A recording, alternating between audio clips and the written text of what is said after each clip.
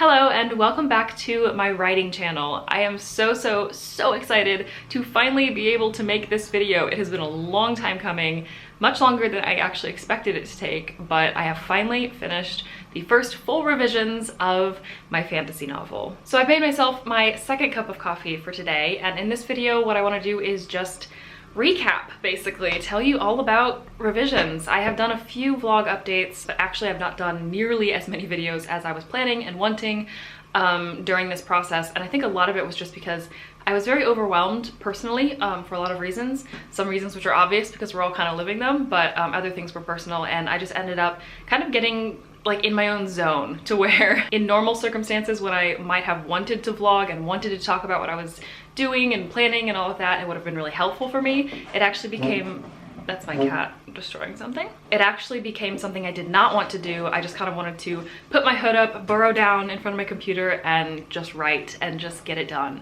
So that's why you haven't seen as many updates recently from me, but that's about to change because now the really difficult revisions I hope are done. This work in progress goes back to 2019. It's when I first started doing the notes and the outlines, and then I started the first draft on July 31st, 2019 is the first recorded draft day. Of course, I was doing outlining and planning before that for several months. I think I started in April 2019. Then I started writing in July, August. And I finished the first draft in March. I gave myself a couple of weeks off before I started kind of getting ideas for revisions. I was actually planning on taking a month off, but I did not. I was very excited for revisions. And then I started revisions, I think sometime in April. There were a couple of new scenes that I wanted to write. Specifically, I noticed moments that needed a little bit more kind of development, so I added in completely new scenes. I think there were two, there might have been three. I'm actually completely not able to remember now because it's just kind of, now it's just all my book and I can't remember what was new and not. This is why I saved my first draft in a separate document and then I have my second draft, so that if I do need to go back and look at that first draft and remember what actually belonged to the first draft and what was added over the past year, I could actually see that, because my memory obviously is not very reliable. Those new scenes and a few other kind of developmental edits I did non-chronologically. So I started specifically where I saw weak spots and I did those first. And I have it written down here that I finished the non-chronological edits in August of 2020. Then I started the chronological edits, and that basically consisted of me going all the way back to page 1 and rereading my story, and that was so eye-opening for me. I really expected it to be kind of line editing and a little bit of, you know, character development and plot development and kind of, you know, reworking and finessing those sorts of things, but I ended up finding a few more things as I was going through that, not plot holes, not character, you know, problems necessarily, but things that were definitely weaker than I thought they were. Sometimes because it wasn't fully developed, but often because I just didn't have the developments from my head and from my notes on the page. Again, if you hear stuff in the background, it's just because my cat really wants me to feed him and he's deciding he's going to destroy everything. I've talked about this before, but I don't have that much novel revisions experience yet.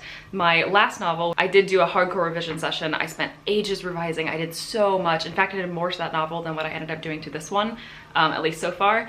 And I think it was just because the first draft was so much rougher on that novel, and that's like a whole progression. I'm just constantly getting better at every step of the writing process the more books that I write, but I still don't have that much experience. So when I was going into these revisions, I was kind of doing it a little bit, you know, playing it by ear a little bit, just what kind of felt right and starting with what felt right, but also trying to do it with a little bit of intent and, you know, going into it planning, because I am definitely a planner. This is something I knew about myself, but I'm just learning it more and more, and it's just confirming what I already know. Basically, I've just learned that the more intent and the more thought I put into things, it tends to work out better for me in the long run. So I went into it trying to follow my instinct, but also trying to be very methodical. So that's why I started with specific edits that I knew, like, these are scenes that need to be added, these are things that I already know are weak, that I already know need fixing, that I already know need my attention. So I started there, and also it was very fresh in my head because I just finished the first draft a couple of weeks before that when I started kind of getting into it, so I knew what I needed to do. So I started there, but I did intend to do a chronological edit because I'm a chronological writer. I like going from the beginning to the end, and I also knew that there's a lot of just sort of story flow and feeling that I just needed to go through it from start to end to see how it would be read. So I knew that was going to have to be a part of my revisions, and I was not going to put it off to revisions round 2 or 3 or 4 or 10. I knew that it needed to be part of revisions 1. Late August is when I started my chronological reread and edits, and I just finished them at the very end of January 2021. I was planning on doing them all in the fall, and it ended up going all the way through January, which in hindsight actually is not that big of a deal. I thought, like, it felt so late because I was planning, let's do them before Christmas, I'll get it done by Christmas, and then I'll be able to take Christmas break off, and then it kind of got, you know, delayed, and I thought, well, I'll use Christmas break to finish them, and then that didn't happen because I got very sick over Christmas break, fun stuff.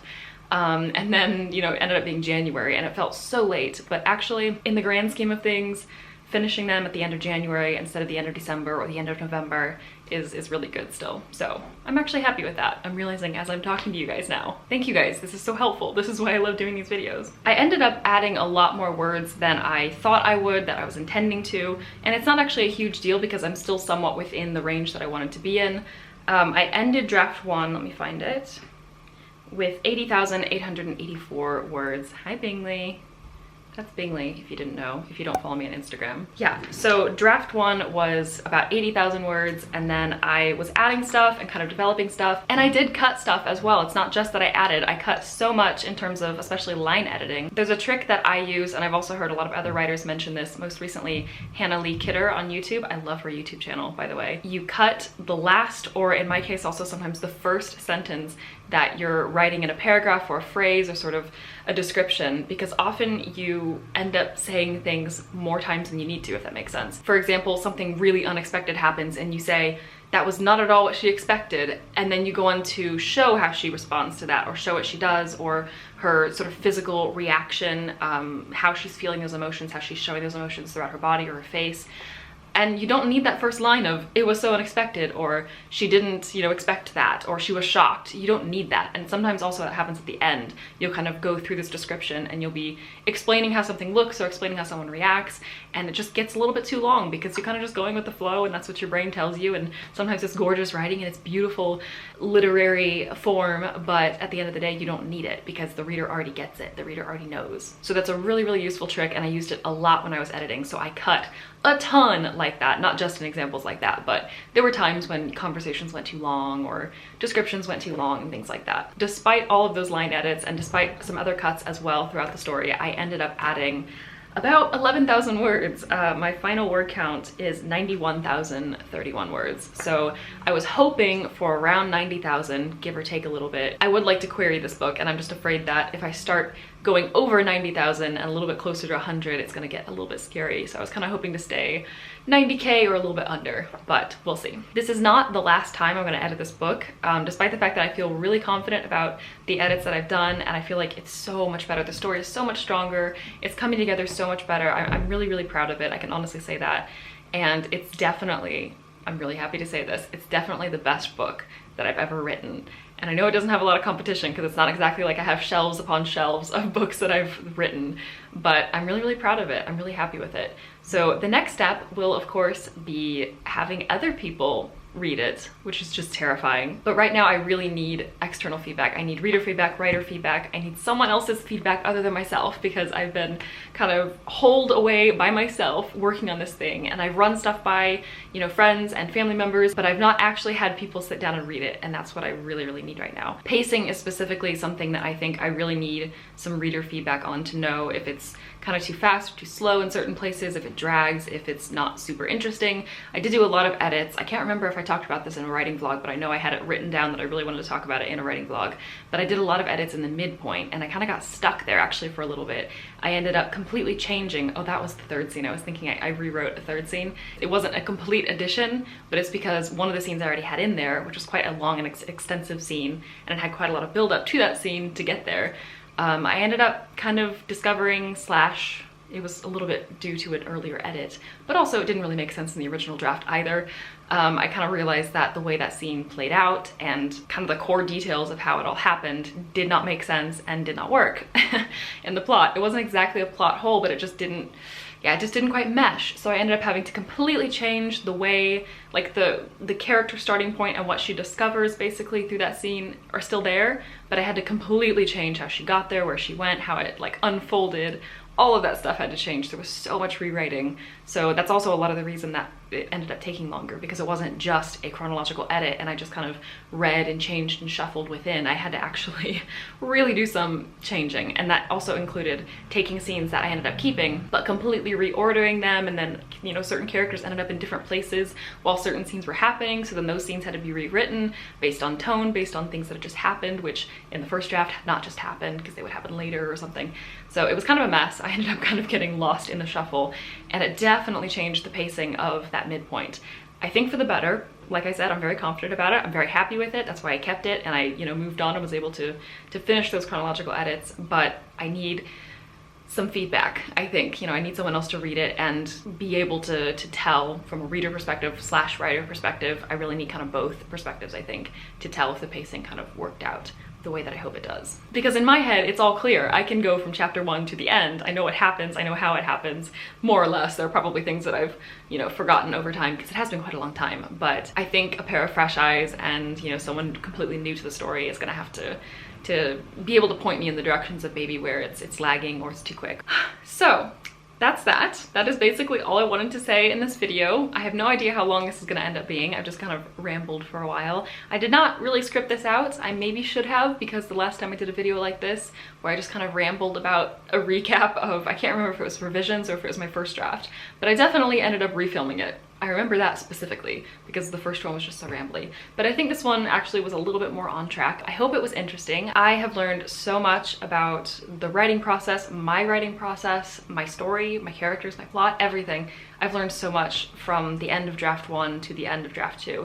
It's actually, I mean, I knew I was going to. I've done it before with my last revisions, and I just, you just know when you spend that much more time with the draft, you're obviously gonna learn some stuff. But having that hindsight now and actually being able to look back at what I had, and I was so proud of it, and I should have been at the end of draft 1. It was definitely an accomplishment still, but it's just come so much further, and that's really, really exciting. So I hope whatever you're working on, you're able to feel that same excitement. Maybe not if you're in the sludges of the midpoint or something like that. I know the feeling there too. There were definitely some down moments when it was not so fun, but it's so worth it. So worth it. I will be doing more updates in the future of what exactly the next steps are, and as they happen, you know, I'll vlog as I'm doing them.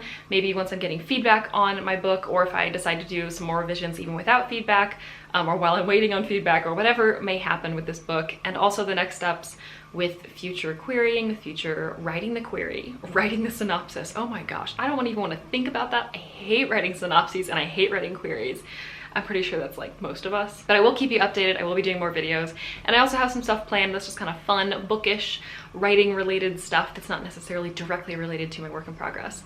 Let me know in the comments if you have any specific topics that you want me to talk about related to revising, or even drafting, or fantasy, or YA, or books in general. Just let me know in the comments. And also let me know whatever you're working on, how it's going, what step you're in, what stage you're in, and I hope it's going really, really well. Thank you guys so much for watching, and I will talk to you very soon in another writing video.